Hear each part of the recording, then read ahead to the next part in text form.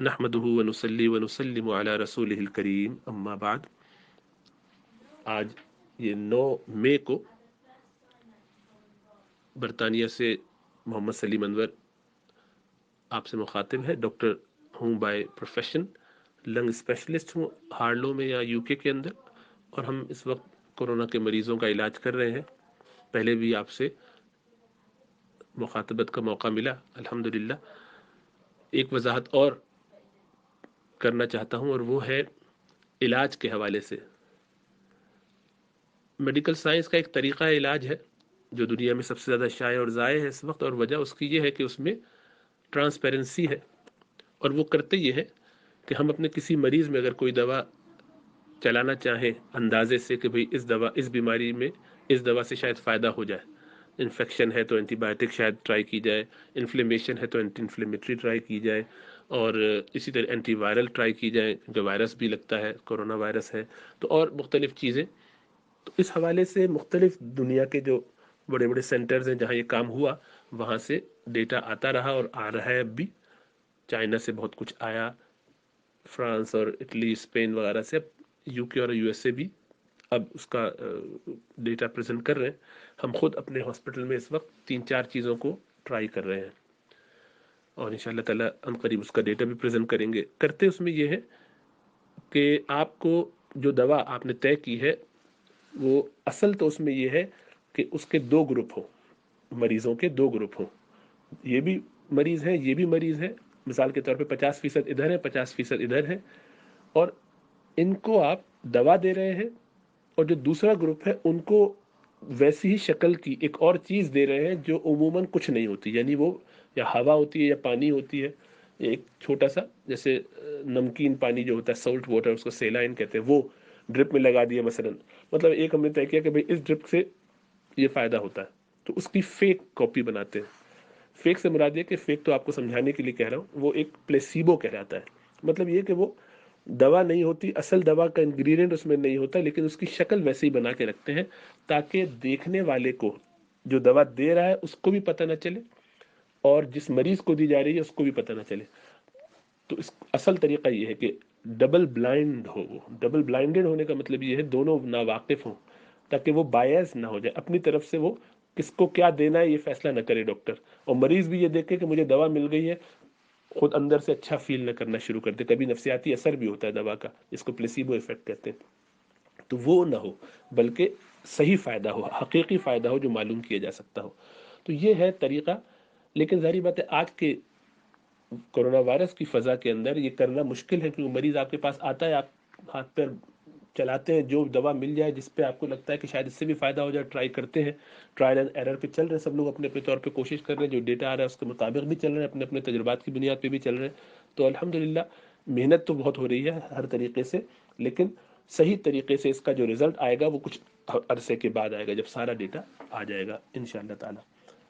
تو ہمارے یہاں تو یہ چیزیں ایسے ہوتی ہیں، کسی چیز کی افادیت ثابت کرنے کے لیے یہ طے کرنا پڑتا ہے کہ وہ اتفاقی فائدہ نہیں ہوا۔ مثلا آپ کہیں کہ میں نے اس مریض کو روزانہ صبح شام شہد پلایا 1 چمچہ، اور یہ مریض ٹھیک ہو گیا 4 دن کے بعد یا 3 دن کے بعد، الحمدللہ اللہ کے رسول صلی اللہ علیہ وسلم کی حدیث ہے شہد میں شفا ہے، یقیناً ہوا ہوگا۔ لیکن یہ آپ ثابت کیسے کریں گے؟ ہم تو مسلمان ہیں، تو ہمارے لیے تو یہ عقیدے کے طور پر کہ اللہ کے رسول صلی اللہ علیہ وسلم نے فرمایا ہے تو یہ ہو گیا، لیکن یہ ثابت نہیں کیا جا سکتا۔ ثابت کرنے کا طریقہ یہ ہے کہ اس کو کمپیئر کیا جائے کہ ایک کو یہ دیا تھا تو دوسرے کو نہیں دیا، دونوں میں فرق کیا آیا۔ تو ہمارے جو جڑی بوٹیوں سے علاج کرنے والے معالجین ہیں، اسی طرح اور طریقے ہیں، حکمت والے لوگ ہیں، ان لوگوں کا طریقہ یہ ہے کہ یہ بس اپنے مریضوں کو دوائیں دیتے جاتے ہیں، ان کا جو رزلٹ آتا ہے وہ بس بیان کر دیتے ہیں، یہ بتائے بغیر، یہ دکھائے بغیر کہ ڈیٹا کہاں ہے، دکھائیے کس قسم کے مریض تھے، ان کو کیا بیماری تھی، کیا سمٹمز تھے، آپ نے کس چیز کا علاج کیا، پھر کس طریقے سے کیا۔ ہر جو اس کے اندر تفصیلات ہیں وہ عموماً شائع نہیں کرتے، پبلش نہیں کرتے، معلوم نہیں ہو پاتی۔ ہمارے یہاں پورا وہ لٹریچر جب آتا ہے تو اس کو ساری دنیا کے لوگ اس پر چڑھ دوڑتے ہیں جو ڈاکٹر کے اس فیلڈ کے ہوتے ہیں، اور اس پہ کامنٹ کرتے ہیں، اس کو صحیح اور غلط کہتے ہیں، اس کے بارے میں بتاتے ہیں، پوری ٹیم بیٹھ کے دیکھتی ہے کہ اس میں کوئی جان بھی ہے یا بالکل ریجیکٹڈ ہے، اس کو پھر پھینک دیتے ہیں. تو آسان نہیں ہوتا بڑے جرنلز میں اپنا آرٹیکل پبلش بھی کرنا، لیکن وہ بڑی محنت ہوتی ہے، لوگ کرتے ہیں ریسرچ. مسلمانوں کی جب تنزلی کا وقت اس طور پر آیا کہ ہم دنیاوی حساب سے کمزور ہو گئے اور مغلوب قوم بنے، تو ہم نے بہت سارے کاموں کو چھوڑا. ان میں سے ایک کام یہ بھی تھا کہ ہم نے نبی اکرم صلی اللہ علیہ وسلم کی تعلیم فرمودہ جو طبابت ہے، دوائیں ہیں، جو آپ نے چیزیں بتائیں کہ اس کا علاج فلاں فلاں چیز میں شفا ہے، ان سب کو ہم نے باقاعدہ طور پہ ریسرچ نہیں کیا. تو یہ ہمارا قصور ہے مسلمانوں کا، ہم سب اس کے جو ہے وہ قصوروار ہیں، اور اب ہمارے پاس اس کا کوئی ڈیٹا نہیں ہے. آہستہ آہستہ کچھ لوگ کوشش کر رہے ہیں، لیکن بڑے لیول پہ کام نہیں ہوا، اس لیے ہم بہت ہی بیک فٹ پہ ہیں. دعویٰ تو کر سکتے ہیں اور لیکن ہم اس کو ثابت نہیں کر پاتے. تو ابھی ہم ایک صاحب کی ویڈیو بہت زیادہ گھمائی جا رہی ہے، چلائی جا رہی ہے، اور لوگ اس کو پیش کر رہے ہیں بار بار اور سوال کرتے ہیں اس کے بارے میں. تو انہوں نے کہا ہے کہ یہ ڈاکٹر ہے اور یو کے میں ہے، بلکہ لندن میں انہوں نے کہا، اور ان کی وہ کلپ ہے جس کے اندر وہ کہتے ہیں کہ انہوں نے 400 مریضوں کو یہ دوا دی ہے، اور وہ دوا سنا ہے. سنا جس کو انگریزی میں سینا کہتے ہیں. یہ سینا جو ہے جڑی بوٹیاں ہیں، قبض وغیرہ میں ہمارے یہاں بہت روٹین میں استعمال ہوتا ہے. تقریباً ہاسپٹل میں آنے والے جتنے بھی بڑی عمر کے بوڑھے بڑے ہوتے ہیں، 50% مریضوں کو یہ سینا دے ہی رہے ہوتے ہیں ہم تقریباً. وہ قبض کے لیے دیتے ہیں کیونکہ بستر پہ پڑے پڑے ان کو ذرا چلنا پھرنا کم ہوتا ہے بیماری کی وجہ سے، تو قبض ہو جاتا ہے. تو سینا رات میں دے دیتے ہیں ان کو 2 ٹیبلٹ اس کی. بہت اطمینان سے لوگ کھاتے ہیں، گھروں میں بھی استعمال کرتے ہیں. تو بھوسی کی طرح کی چیز ہے، اس کے بڑے فوائد ہیں، یقیناً ہوں گے. تو اللہ کے رسول صلی اللہ علیہ وسلم کی حدیث میں بھی اس کی بارے میں کچھ آیا ہے کہ یہ موت کے علاوہ ہر چیز میں، اور موت سے اگر کوئی چیز بچانے والی ہوتی تو یہ ہے. ابن ماجہ کی روایت ہے جس کے حوالے سے تذکرہ بھی کیا، انہوں نے بھی تذکرہ کیا، اور لوگ بھی تذکرہ کر رہے ہیں. تو اب ان کا دعویٰ یہ ہے کہ انہوں نے 400 مریضوں کو جب یہ خاص طریقے سے اس کا قہوہ بنا کے پلایا ہے، تو ان میں سے 12 گھنٹے کے اندر ان کا وائرس نیگیٹو ہو گیا، اور 3 گھنٹے کے اندر ان کے سمٹمز کھانسی وغیرہ کے، بخار وغیرہ کے ٹوٹ گئے، ختم ہو گئے. تو یہ دعویٰ تو بہت بڑا ہے اور بہت اچھا ہے، اللہ کرے کہ ایسا ہی ہوتا اور اس کو وہ ثابت کرتے تو بڑا اچھا ہوتا. لیکن یہ خالی دعویٰ ہے. جس وجہ سے پریشانی ہے وہ یہ کہ 12 گھنٹے کے اندر آپ نے ان 400 مریضوں کا دوبارہ ٹیسٹ بھی کر لیا اور آپ کے پاس وہ رزلٹ بھی آ گیا. یہ تو معجزاتی بات ہے. یہ تو وہ ٹیسٹ ہے کہ جو اس وقت دنیا میں کہیں اتنی کوئک آ نہیں رہا، سوائے آپ کے پاس اور کسی کے پاس نہیں ہے. تو آپ ہمیں وہ بتائیے کہ وہ ٹیسٹ آپ کے پاس ایسا جادوئی کون سا آ گیا ہے، اور وہ جو مریض ہیں جن کو آپ نے کنفرم کر دیا ہے، آپ یہ کہیے کہ آپ کے پاس وہ جو سیرولوجی ٹیسٹ ہو رہا ہے وہ ہے. یقیناً وہ تو نہیں ہوگا، اس میں 24 گھنٹے لگ جاتے ہیں رزلٹ آنے میں. یہ پاسبلٹی ہے کہ آپ شاید جو ہے وہ بلڈ ٹیسٹ کر رہے ہیں اور اس سے IgM وغیرہ چیک کرتے ہوں. اب کیا سمٹمز ہیں وہ آپ پبلش کیجئے ڈیٹا اور دکھائیے کس طریقے سے آپ نے ان کو چیک کیا ہے، اور کیا آپ کے پاس وہ ثبوت ہے کہ ان کے اندر نیگیٹو ہوا ہے. یہ تو آپ کا کہنا ہے ایک بات نہیں، ہم آپ کی نیت پہ بھی شک نہیں کر رہے. یقیناً بہت سارے لوگ اخلاص سے کام کر رہے ہیں اور آپ بھی یقیناً اخلاص سے ہی کر رہے ہوں گے، اللہ اس پہ آپ کو اجر بھی عطا فرمائے. لیکن یہ محض دعووں سے نہیں ہوتا. سب سے عجیب بات یہ ہے، یعنی ایلوپیتھی میں ہم چونکہ خود ہیں تو اس لیے کہتے ہوئے عجیب تو لگتا ہے، لیکن ہمارے فیلڈ میں آپ کو کبھی کوئی ایک ڈاکٹر ایسا نہیں ملے گا کہ وہ کسی بھی علاج کے بارے میں دعویٰ کرے اور 100% کا دعویٰ کرے. اور یہ دیانتداری کی وجہ سے ہے، کیونکہ ہمیں ان کی لمیٹیشنز معلوم ہے. اور جتنے یہ ہومیوپیتھی والے ہوں یا حکیم ہو اور یہ جڑی بوٹی والے علاج کرنے والے ہوں، یہ سب دعویٰ کرتے ہیں، 100% کا دعویٰ کرتے ہیں، بلکہ چیلنج کرتے ہیں، اتنی بڑی بڑی رقمیں دینے کا بھی کہتے ہیں. یہ سب جو ہے بہت ہی کوشچنیبل لگتی ہے کہ ایسا دعویٰ آدمی کیسے کر سکتا ہے. ایمان کی بیس پر بھی یہ دعویٰ کرنا درست نہیں ہے. کیوں درست نہیں ہے؟ اس کی وجہ یہ ہے کہ خود اللہ کے رسول صلی اللہ علیہ وسلم نے ہمیں جن جن چیزوں سے علاج بتایا ہے وہ 1 2 نہیں ہے، کئی ہیں. مثلا شہد کا تذکرہ ہو چکا، اللہ کے رسول صلی اللہ علیہ وسلم نے حبہ سودا جسے کہتے ہیں کلونجی، اس کا تذکرہ فرمایا. خود اللہ کے رسول صلی اللہ علیہ وسلم نے علاج میں تلبینہ کے بارے میں فرمایا کہ اس میں بڑا ایک افاقہ ہے. آپ نے جو ہے وہ جسے مشروم کہتے ہیں تو کمہ وہ ہے. اجوا کھجور کے بارے میں فرمایا. یعنی کم چیزیں نہیں ہیں.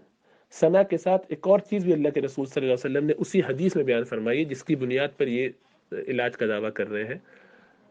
سنا مکی اس لیے کہتے ہیں کہ مکہ کی ہے وہ. لیکن یہ آپ کو بتاؤں کہ سنا آپ ذرا دنیا میں یہ گوگل کیجئے اور چیک کیجئے کتنی اس کی قسمیں موجود ہیں. 281 قسمیں جو ابھی تک ہیں. دسمبر تک 281 قسمیں دریافت ہوئی ہیں دنیا میں سنا کی. تو کون سے سنا کی آپ بات کر رہے ہیں؟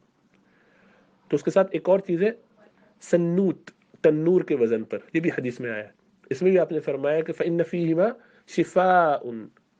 شفاء، اس میں شفا ہے من کل داء، ہر دوا کی اس میں شفا موجود ہے. الا السام، موت کے علاوہ. تو اس میں شفا موجود ہے. ٹھیک ہے بھائی. اب تو کون سی والی ہے جو آپ استعمال کر رہے ہیں؟ نمبر ایک. دوسرا یہ کہ باقی چیزوں کو چھوڑ کیوں دیا آپ نے؟ باقی چیزیں کیوں نہیں؟ اس کا خاص طریقہ آپ کو کس نے بتایا؟ آپ کے پاس یہ کہاں سے آیا؟ یا آپ نے اندازہ لگایا یا کوئی الہامی صورت تھی؟ تو مسلمانوں کی جو کوتاہی کمزوری رہی کہ ہم نے رسول اللہ صلی اللہ علیہ وسلم کی بتائی ہوئی ان چیزوں پر ریسرچ نہیں کی، اس لیے ہمیں معلوم نہیں کہ ان کا کیا فائدہ ہے. بہت فوائد ہیں لیکن ان کا استعمال کا طریقہ معلوم نہیں. تو وہ طریقہ چونکہ ہمیں معلوم نہیں ہے اس لیے ہم یہ دعوے نہیں کر سکتے. جب وہ طریقہ خاص معلوم ہو جائے گا انشاءاللہ تعالیٰ، اور اس کے لیے ریسرچ کی ضرورت ہے، ان کو بھی کرنا چاہیے اور ان کو بھی کرنا چاہیے، تو انشاءاللہ تعالیٰ اس میں افاقہ ہوگا. اللہ کے رسول صلی اللہ علیہ وسلم نے فرمایا کہ جب اللہ تم میں سے کسی سے محبت کرتا ہے تو اس کو دنیا سے ایسے پرہیز کراتا ہے جیسے کہ تم میں سے کوئی اپنے مریض کو پانی سے پرہیز کراتا ہے جبکہ اس کو پانی سے نقصان پہنچنے کا خطرہ ہو. تو جب ہمیں کسی سے پتہ چل جائے کہ اس شخص کو اس بیماری میں پانی کم دینا ہے تو ہم اس سے پانی سے پرہیز کراتے ہیں. تو دیکھیے پانی تو انسان کی زندگی کے لیے بنیادی حیات کے لیے ضروری ترین چیزوں میں سے ہے نا. اور اس کے باوجود اللہ کے رسول صلی اللہ علیہ وسلم اس طرف اشارہ فرما رہے ہیں کہ اس سے بھی کبھی نقصان پہنچ سکتا ہے. اب جس شخص کو اس سے نقصان پہنچ سکتا ہے اس میں زمزم بھی شامل ہے. تو اب ایک آدمی سوچتا رہے کہ زمزم بڑا مبارک ہے، اس کے بڑے فوائد ہیں، تو مجھے وہ استعمال کرتے رہنا چاہیے، مجھے کبھی نقصان نہیں ہوگا. نہیں، یہ ٹھیک بات نہیں ہے. یہ صحیح چیز کا صحیح محل پہ صحیح جگہ پر استعمال کرنا، یہ ہے اصل حکمت جو مومن کے لیے ضالۃ المومن بنی ہوئی ہے، مومن کی گمشدہ میراث ہے. ہم نے اس کو کھو دیا ہے اور ہم دعویٰ یہی کرتے ہیں. وہ صحابہ کرام تھے، وہ بزرگان دین تھے، امت کے بڑے بڑے لوگ تھے کہ ان کے لیے ان چیزوں میں یقیناً فائدہ سب کچھ تھا، اور ہمارے لیے بھی ہو سکتا ہے اگر ہم روحانی طور پر اتنی خرابیوں میں نہ مبتلا ہو جائیں. تو ہمارے اندر ایک تو یہ کہ ہمیں معلوم نہیں اس کا استعمال کیا ہے، ہمارا ایمان، ہمارا تعلق مع اللہ، ہمارا دنیا سے کنارہ کش ہونا، یہ چیزیں مضبوط نہیں ہیں تو ہم پہ ان چیزوں کا اثر نہیں ہوتا. تو ہم خود اس کے لیے ذہنی طور پر یا روحانی طور پر تیار نہیں ہے کہ ان چیزوں کا ہمیں فائدہ ہو، اس لیے ہمیں وہ نتائج نظر نہیں آتے. تو اب ایک شخص جس کو ڈائبٹیز ہے وہ بیٹھ کے کھجور کھاتا رہے اور کہے کہ اجوا میں شفا ہے، میں تو کھاؤں گا، یہ احمق ہے. اس لیے کہ اللہ کے رسول صلی اللہ علیہ وسلم کی حدیث کا یہ مطلب نہیں ہے کہ وہ ہر شخص کو ہر وقت میں ہر جگہ کھانا ہے، بلکہ اس کا ایک طریقہ ہے. ہر چیز کا ایک طریقہ، ہر چیز کو ایک سوچ سمجھ کے کرنا ہے، اعتدال کے ساتھ کرنا ہے. اسی طریقے سے یہ جو سنا مکی ہے یا سنا حجازی ہو یا جہاں کا بھی ہو، اس سنا کو استعمال کیجئے لیکن اس کے بارے میں دعوے نہ کیجئے. دعوے کرنے سے بچنا چاہیے. دعویٰ کرنا تو بہت ہی خطرناک صورت ہوتی ہے کہ انسان گویا یہ کہہ رہا ہے کہ اگر نہ ہوا تو، یعنی نعوذ باللہ، یہ تو وہی کے علاوہ اور کوئی صورت نہیں ہے کہ انسان دعویٰ کر سکے. اور بعض اوقات اس کو لوگ ایمان سے جوڑنے کی کوشش کرتے ہیں کہ ہمارا ایمان بڑا مضبوط ہے. ایمان اتنا مضبوط ہے اور دنیا کے چکروں میں لگے ہوئے، سب کچھ چھوڑ چھاڑ کے 2 نمبری کام بھی بہت سارے کرتے ہیں. ذرا جان پہ بن جائے تو الٹے پلٹے کام بھی شروع کر دیتے ہیں. اللہ ہم سب پر اپنا فضل و کرم فرمائے. بہرحال خلاصہ یہ ہے کہ ہمیں اس طرح کی ویڈیوز بنا کے شیئر کرنا یا آگے فارورڈ کرنا، ایسی چیزوں میں احتیاط کرنا چاہیے. ان میں جب تک کہ صحیح طریقے سے ثابت نہ ہو، اور وہ ہوگا ان کا ڈیٹا پریزنٹ کرنے کے بعد، اس وقت دیکھا جائے گا کہ انہوں نے کیا پریزنٹ کیا ہے، کیا کیا ہے. جن مریضوں کے بارے میں دعویٰ کر رہے ہیں ان کا کہنا یہ ہے کہ 15,000 مریض ہیں جن کو انہوں نے یہ دوا پہلے سے دے دی تھی، ان کو اندازہ ہو گیا تھا کہ یہ وبا ہے، اور وہ سارے لوگ جو ہیں بچے میں اور سب بالکل ٹھیک ٹھاک چل رہے ہیں. تو پہلے تو یہی دعویٰ کرنا کہ جتنے لوگ ہیں ان کے انسٹیٹیوٹ میں، ان کا کوئی کالج ہے پرائیویٹ یا اسکول ہے پرائیویٹ، ابھی ڈاکٹر کے حوالے سے شاید میرا خیال ہے کہ ہربلسٹ ہوں گے، واللہ عالم. تو اب ان کا یہ دعویٰ ہے کہ اس میں یہ سب چیزیں بہت مضبوط طریقے سے چل رہی ہیں، اور اس طریقے سے جو استعمال کرے گا تو فائدہ ہوگا. تو اللہ کرے ہو فائدہ، لیکن اس کو پریزنٹ کیجیے، اپنا بتائیے وہ 400 مریض کون ہیں، ان کا رزلٹ ٹیسٹ کہاں کیا، کس ٹیسٹ سے آپ نے اس کا رزلٹ نکالا، وہ سب آپ کے پاس لکھا ہوگا. ناموں کو ہٹا دیجیے، انونیمس ڈیٹا پیش کیجیے کہ یہ مریض ہیں، اتنی اتنی تاریخوں میں یہ آئے تھے، یہ اس کا رزلٹ ہے، یہ اس دن ہوا، یہ اس دن ہوا. ایک دن میں تو نہیں ہوا ہوگا، تو جتنے بھی دن لگے وہ سب لکھ کے اس پہ باقاعدہ آرٹیکل لکھیے اور پبلش کیجیے. جب وہ آ جائے گا انشاءاللہ تعالیٰ تو ہم دیکھیں گے کہ کیا ہے. اس پہ اگر محنت کریں تو انشاءاللہ تعالیٰ اس چیز کا فائدہ بھی ہوگا اور لوگ استعمال بھی کریں گے. ایسے کوئی اس کو استعمال کرنا چاہے تو کرے، جس کو جس طریقے سے سمجھ میں آئے. لیکن آپ کے طریقے سے اگر کرنا ہے تو آپ کو وہ پبلش کر کے پروف کرنا پڑے گا. اس سے پہلے لوگوں کو جذباتی کر کے اور حدیث کا اشارہ کر کے یہ کہہ دینا کہ آپ اس پہ استعمال کریں. تو جیسا میں نے عرض کیا کہ اسی حدیث میں 2 لفظ ساتھ آئے ہیں، ثنا اکیلے نہیں آیا. ابن ماجہ ہی کی حدیث ہے، اور اسی کے ساتھ جو ہے ثنا کے ساتھ سنوت بھی ہے. تو اس کو کیوں چھوڑ دیا آپ نے؟ اس کو چھوڑ دیا. تو اور اس کی جو تفسیر ہے سنوت کی، وہ بہت ساری چیزوں سے کی گئی ہے. یعنی وہ کوئی اس پر بھی اتفاق نہیں ہے کہ یہ کیا چیز ہے، جس چیز کو سنوت کہا جا رہا ہے وہ کیا ہے. تو آپ کیسے جو ہے یہ فیصلہ کر لیں؟ یعنی بعض نے کہا ہے کہ سنوت زیرہ ہے، بعض کہتے ہیں شہد ہے، بعض کہتے ہیں پنیر ہے، بعض کہہ رہے ہیں سویا کا ساگ ہے، کوئی کہتا ہے یہ مکھن ہے. تو ہم نے تو ابھی یہی طے نہیں کیا. تو ایک حدیث میں سے جو ابن ماجہ شریف کی ہے، ایک حصہ لیتے ہیں، دوسری چیز کو چھوڑ دیتے ہیں. اللہ کے رسول صلی اللہ علیہ وسلم کی اور بہت ساری جو تعلیم فرمودہ چیزیں ہیں جن سے فائدہ و شفا ہوتی ہے، ان سب کو چھوڑا ہوا ہے. کسی پہ ریسرچ نہیں کی ہے، کسی کے معنی متعین نہیں کر پاتے. 281 قسمیں ہیں ثنا کی، کون سے والے کی بات کر رہے ہیں؟ بس جو دل میں آ رہا ہے کر رہے ہیں. تو اس طرح سے کوئی چیز ثابت نہیں ہوتی.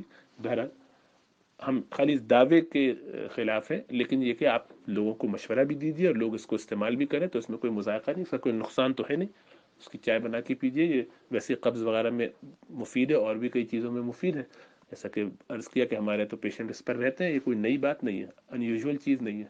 یہ بہت زمانے سے لوگ استعمال کر رہے ہیں. سینا کے نام سے سیناکوٹ اور سیناکوٹ اور سینا مختلف عنوان سے یہ آ رہی ہے، جگہ جگہ دکانوں میں اوور دا کاؤنٹر مل جاتی ہے بھوسی کی شکل میں، مختلف فارموں میں. بہرحال اللہ سبحانہ و تعالی ہمیں سمجھ اور شعور عطا فرمائے.